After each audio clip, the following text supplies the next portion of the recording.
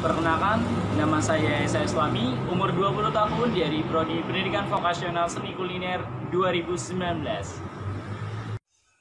Halo, nama saya Faradia Auraisma, umur 18 tahun dari Pendidikan Teknik Informatika dan Komputer, Fakultas Teknik, Universitas Negeri Jakarta. Salam kenal! Hai, nama saya Anissa Prasetyana, saya umur 20 tahun dan saya berasal dari program studi Psikologi Universitas Negeri Jakarta.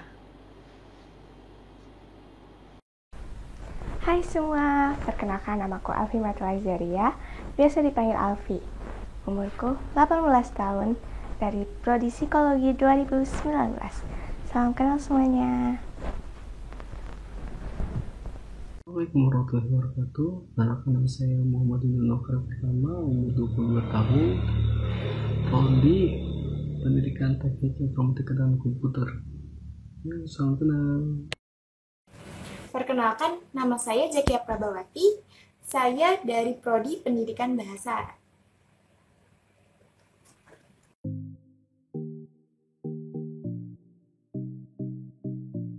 Pasti gempa bumi itu? Gempa bumi adalah suatu guncangan di permukaan bumi akibat lapisan bebatuan yang saling bergesekan di dasar permukaan bumi. Jadi, yang mau aku bahas kali ini adalah tentang jenis-jenis gempa bumi. Ada yang tahu nggak sih apa aja jenis-jenis gempa bumi itu? Yang pertama, ada gempa bumi tektonik. Gempa bumi tektonik adalah gempa bumi yang terjadi akibat pergerakan atau pergeseran lempeng bumi. Yang kedua, gempa bumi vulkanik. Pasti pada tahu kan apa itu gempa bumi vulkanik? Yap, benar sekali.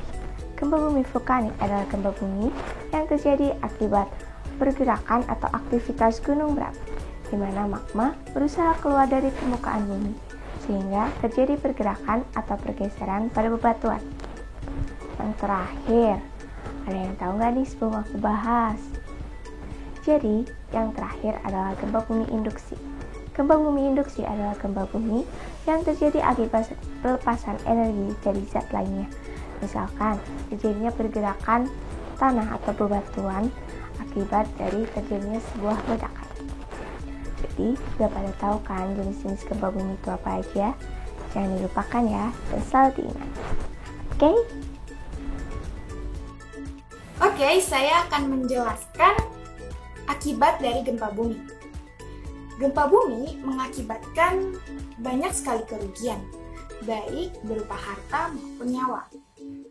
Gempa bumi bisa menyebabkan tsunami, kebakaran, banjir, tanah longsor, kekurangan sumber air, kerusakan lingkungan, runtuhnya rumah atau bangunan, dan juga korban jiwa.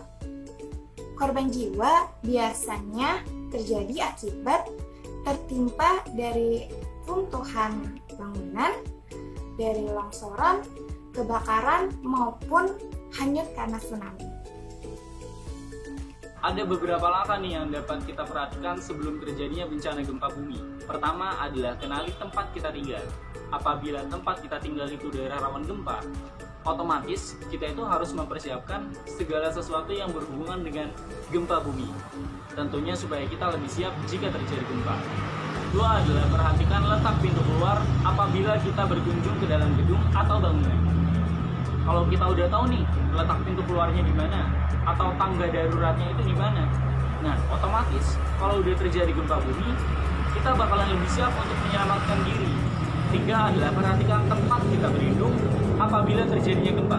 Jangan sampai kita tuh berlindung di samping kaca, atau mungkin di samping tiang, atau bahkan di pinggir lemari. Karena ketika terjadi gempa, benda-benda itu rawan buat jatuh. Yang keempat adalah perhatikan tempat yang berbahaya apabila terjadi gempa.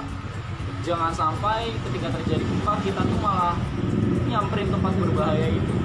Misal di samping tiang kayak tadi, atau mungkin di samping pohon yang besar yang rawan runtuh. Kalau terjadi gempa itu sebaiknya kita berlari ke daerah yang luas. Kita juga harus mencatat nomor-nomor penting yang nantinya bakal berguna kalau misalkan terjadinya bencana gempa bumi. Contoh, nomor PMI, nomor ambulans, dan juga nomor polisi. Karena ketika terjadi bencana gempa, kita bakalan butuh banget tuh nomor-nomor penting seperti itu. Kemudian yang terakhir adalah kita tuh harus membiasakan diri. Ketika udah selesai menggunakan listrik, dimatiin. Menggunakan kompor, dimatiin. Ketika terjadi gempa, kita nggak tahu tuh benda-benda itu tuh kalau misalkan kita lupa matiin, bakal gimana jadi. Jangan sampai nanti dari bencana gempa bumi malah merembet ke bencana kebakaran.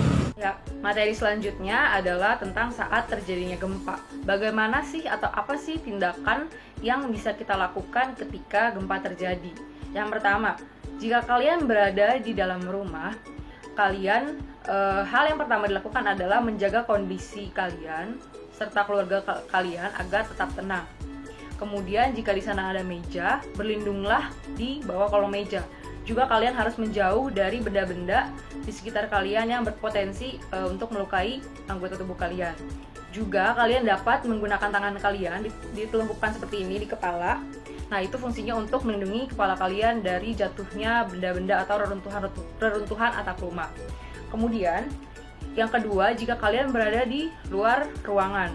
Nah, di situ kalian hal yang pertama harus dilakukan adalah tetap tenang juga, sama seperti tadi. Juga kalian menjauhlah dari gedung-gedung, kemudian tiang juga, dari pepohonan juga. Jangan sampai kalian tertiban reruntuhan dari benda-benda tersebut.